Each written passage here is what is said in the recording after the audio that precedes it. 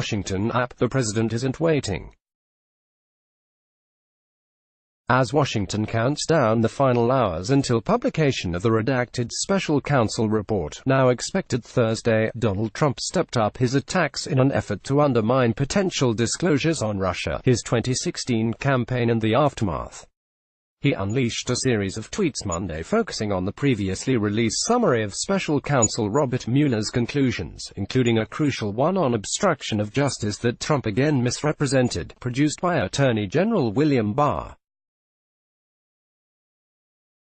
Mueller and the AG, based on Mueller findings and great intelligence, have already ruled no collusion, no obstruction, Trump tweeted. These were crimes committed by crooked Hillary, the DNC, dirty cops and others. Investigate the investigators. Press Secretary Sarah Sanders repeatedly tried to make the same case on TV talk shows on Sunday. But the political battle is far from finished over the special counsel's investigation of Russian efforts to help Trump in 2016 and whether there was cooperation with his campaign.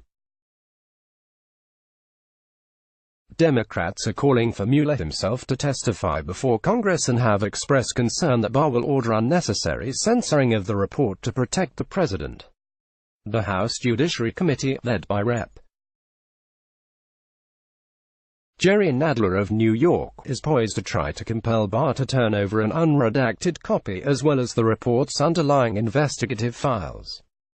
The Justice Department announced Monday that it expects to release the redacted version Thursday morning, sending the findings of the nearly two-year probe to Congress and making them available to the public. Mueller officially concluded his investigation late last month and submitted a confidential report to Barr. 2 days later, the Attorney General sent Congress a 4-page letter that detailed Mueller's principal conclusions. In his letter, Barr said the special counsel did not find a criminal conspiracy between Russia and Trump associates during the campaign. However, contrary to Trump's false claim, Mueller did not reach a conclusion on whether Trump obstructed justice. Instead, Mueller presented evidence on both sides of that question. Barr said he did not believe the evidence was sufficient to prove that Trump had obstructed justice, but he noted that Mueller's team did not exonerate the president. Portions of the report being released by the Justice Department will be redacted to protect grand jury material, sensitive intelligence matters that could affect ongoing investigations and damage to the privacy rights of third parties, the Attorney General has said. The scores of outstanding questions about the investigation have not stopped the president and his allies from declaring victory. They have painted House Democrats' investigations as partisan overreach and have targeted news outlets and individual reporters they say have promoted the collusion story. The president himself seethed at a political rally that the whole thing was an attempt to tear up the fabric of our great democracy. He has told confidants in recent days that he was certain the full report would back up his claims of vindication but was also convinced the media would manipulate the findings in an effort to damage him, according to 2 Republicans close to the White House not authorized to speak publicly about private conversations.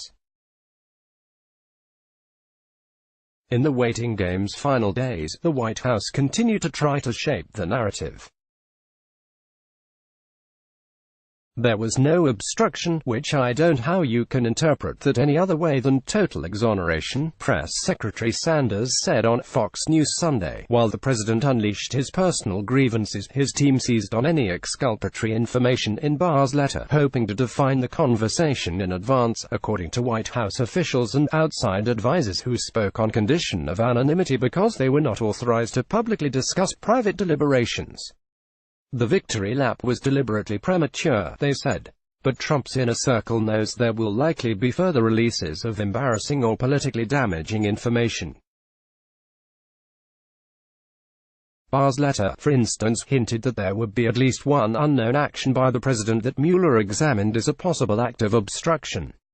A number of White House aides have privately said they're eager for all Russia stories, good or bad, to fade from the headlines. And there is fear among some presidential confidants that the rush to spike the football in celebration could backfire if bombshell new information emerges.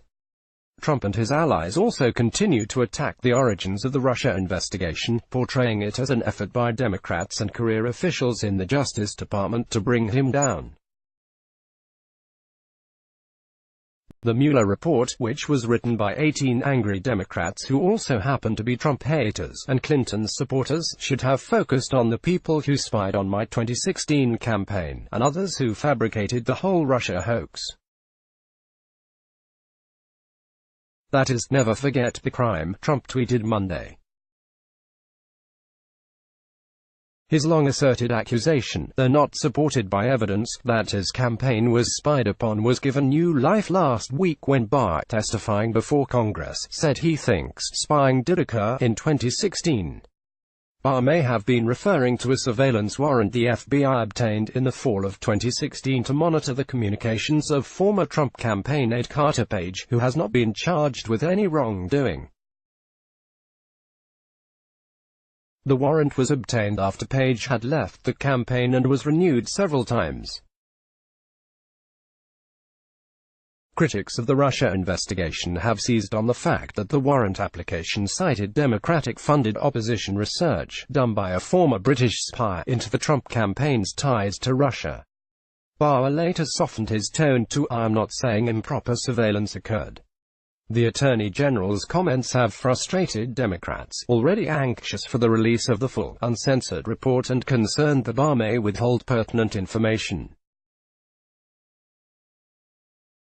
The report could provide new information that could prompt further investigations or even consideration of impeachment proceedings, a tricky political calculation since Mueller did not conclude there was collusion or obstruction. The Russia probe began on July 31, 2016, when the FBI opened a counterintelligence investigation into Russia's efforts to influence the presidential campaign and whether anyone on the Trump campaign was involved. That probe was prompted by former Trump campaign foreign policy advisor George Papadopoulos' contacts with Russian intermediaries, including a Maltese professor who told the young aide that the Russians had dirt on Hillary Clinton in the form of emails.